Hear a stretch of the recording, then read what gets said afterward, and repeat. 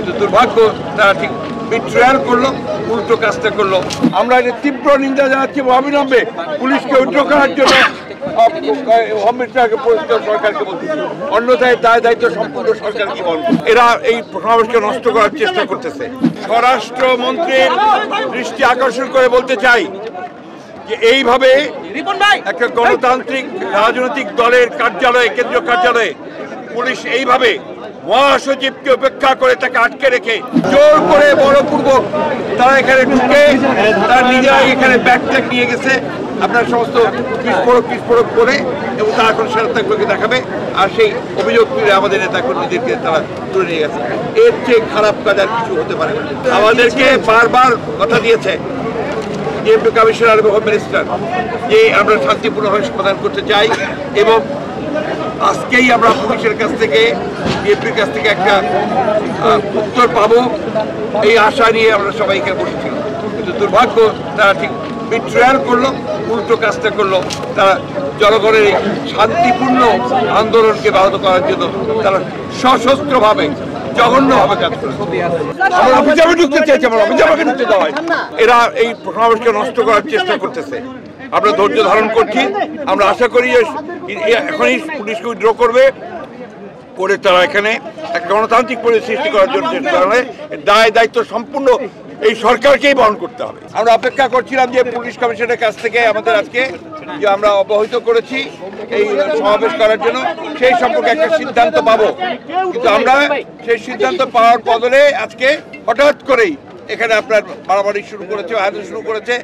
তারা মার্সিলেসলি আমাদের নেতাকর্মী যারা এখানে প্রত্যেক দিনের মতো অপেক্ষা করছিল, তাদেরকে মারধর করেছে, টিয়ার গ্যাস করেছে, গোলাগুলি করেছে। তারা নিজেরাই বোমা ফুটাচ্ছে, বিদায়ী সাউন্ড গ্রেনেড দিচ্ছে।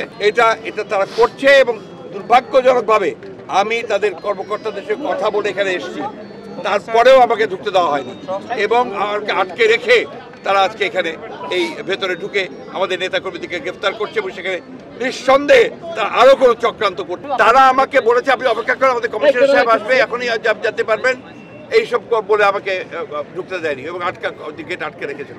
আমাকে ঢুকতেই দিল না শেষ পর্যন্ত। তারা জোর করে বলপূর্বক আমাকে আটকে রেখে তারা ভেতরে ঢুকেছে। এবং ইতিমধ্যে আমি দেখেছি আমাদের চেয়ারপারসন বেগম খালেদা জিয়ার যে বিশেষ সহকারী সমিতি বিশেষকে তারা তুলে নিয়ে গেছে, এবং ভেতরে কি হচ্ছে আমি জানি না, আই ডোন্ট নো।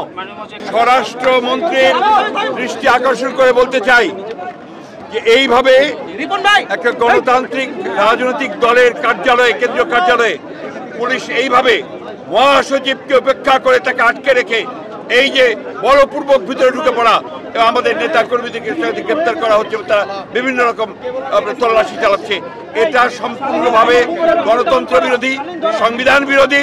আমি তীব্র নিন্দা জানাচ্ছি, এবং অবিলম্বে পুলিশ ফোর্সকে এখান থেকে উইথড্র করার জন্য আমি আহ্বান জানাচ্ছি, দাবি জানাচ্ছি।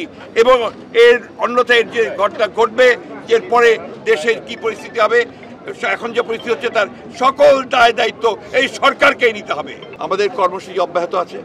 আমরা বারবার বলেছি যে আমরা শান্তিপূর্ণভাবে সমাবেশ করতে চাই, সেজন্য আমরা জায়গা চেয়েছি, জায়গা সব কিছু হলো, তো কথাবার্তা হচ্ছিল।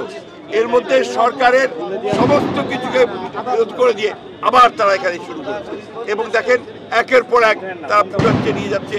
এমন একটা পরিস্থিতি সৃষ্টি করেছে যে ভয়াবহ একটা পৈশাচিক একটা অবস্থা সৃষ্টি করেছে, ভীতিকর, উদ্বেগজনক, যা কোনো মতেই কাম্য নয়। এবং আমরা আশা করতে পারি না যে আমাদের দেশের পুলিশ বাহিনী তারা এই ধরনের ঘটনা ঘটাবে, এটা আমরা আশাই করতে পারি না। সংবাদ, ফিচার ও অনুষ্ঠানের জন্য ভিজিট করুন সংবাদ প্রকাশের ওয়েবসাইট এবং যুক্ত থাকুন ফেসবুক পেজ ও ইউটিউব চ্যানেলের সঙ্গে।